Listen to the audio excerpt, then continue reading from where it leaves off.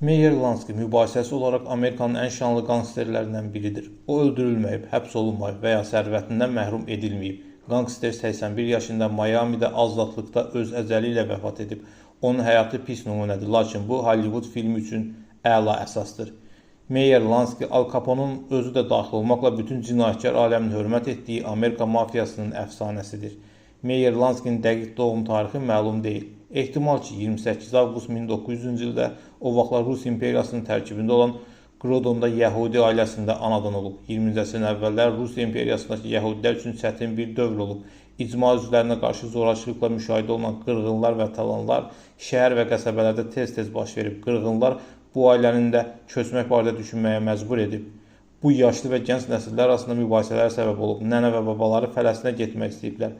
Ana və atalar isə Amerika variantını dəstəkləyib. Meyerin atası Max 1909-cu ildə tək başına ABŞ-a gedib. Orada fabrikdə işə başlayıb. 2 il ərzində həyat yoldaşı və uşaqlarını da öz yanına gətirib. O dövrdə ABŞ-da miqrantlar üçün heç bir güzəştə olmayıb. İngilis dilində danışmayan Meyer və Yakob dərhal 1-ci sinifə yazılıblar. Orada onlardan Amerikalı uşaqlarla eyni səviyyədə bilik və hazırlıq nümayiş etmələri gözlənilib. Meyer yeniyetməli illərində qumara maraq göstərməyə başlayıb. Onun ailəsi sonradan köçdüyü məhəllədə Manhattan küçələrində qumar oyunları geniş yayılıb.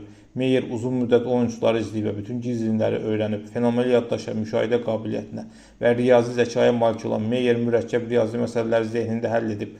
Ailəsi Manhattana köçdükdən sonra oxuduğu yeni məktəbdə o tez bir zamanda ən yaxşı şagirdlərdən birinə çevrilib.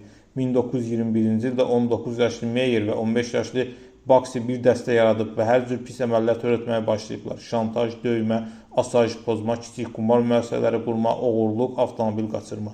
Hər ikisi bir neçə dəfə həbs olunsa da cərimələrlə xilas olublar. Böyük depressiyanın başlamasından sonra Lansky daxil olmaqla qangsterlərin mövqeyi güclənib. Hətta Al Capone da hərəkəti şəxsən Lansky ilə əlaqələndirməyə məcbur olub.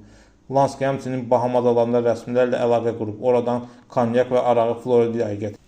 Onun növbəti kazinoları Chicago, Cleveland və Detroitdə tikilib. 1937-ci ilə qədər Florida, Yeni Orlando, Kubada qumar evlərinə sahib olub. Lansky həmçinin Las Vegas'ı ABŞ qumar mərkəzinə çevirmək qərarına gəlib. Mafiya tərəfdaşları ilə birlikdə orada kazinolar tikməyə başlayıb. Onun yaxın dostu Baxter Siegel Las Vegas əməliyyatına rəhbər təyin edilsə də etimadı doğrultmayıb. Siegel'in investorlardan alınan vəsaiti mənimsədiyi aşkar edilib. Mafiya başçıları ondan yaxa qurtarmaq qərarına gəliblər. Lansky tərəfdaşları dayandıra bilməyib. 20 iyun 1947-ci ildə Siegel Los Angelesdəki evində güllələnib. Digər mafiya bosslarından fərqli olaraq Lansky diqqətdən kənarda qalmağa çalışıb. O jurnalistlərdən və fotoqraflardan qaçıb. Buna baxmayaraq Federal Təhqiqatlar Bürosunun direktoru Edgar Hoover mütəşəkkil cinayətkarlığa qarşı müharibə elan etdikdə Lansky də hədəf alınıb.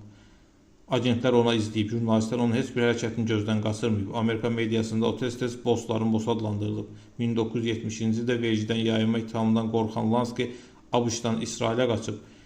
İsraildə Lansky hər bir Yəhudiyə İsrail dövlətinin immiqrasiya etmək hüququ verən qayıdış qanunun yaranmağına ümid edib. Lakin ölkənin ali məhkəməsi onun ictimai üçün təhlükə yaratdığına əsas gətirərək vətəndaşlıq müraciətinə müsbət cavab verməyib. 1972-ci ildə Lansky müraciət etdiyi bütün ölkələr İsveçrə, Braziliya, Argentina, Paragvay, Boliviya, Peru və Panama tərəfindən sığınacaq almaqdan imtina edildikdən sonra ABŞ-a qayıtmaq məcburiyyətində qalıb.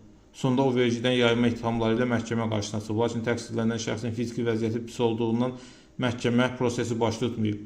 New York Times qəzetinin məlumatına görə həkimdən onun ürək problemini, xroniki bronxit və digər xəstəliklərin olduğunu deyiblər. 15 yanvar 1983-cü ildə ailəsinin əhatəsində ağciyər xərçəngindən vəfat edib.